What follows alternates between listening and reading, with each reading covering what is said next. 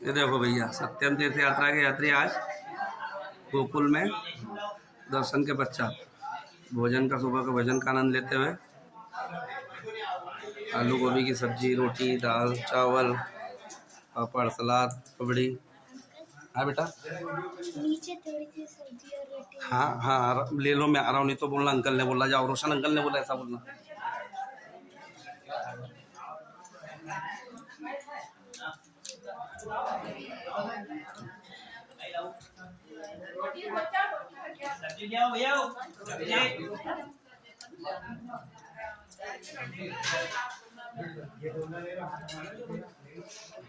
खाना बहुत अच्छा बना है, बहुत टेस्टी है खाना।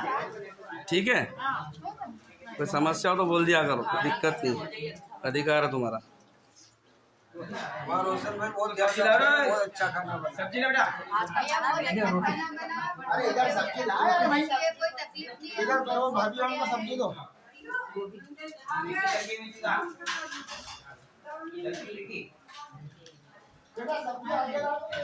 क्या पाटीदार जी, ओ पाटीदार जी, ये बोला चला करो यार, कोई समस्या तो नहीं? तो गोपाल कृष्ण की कृपा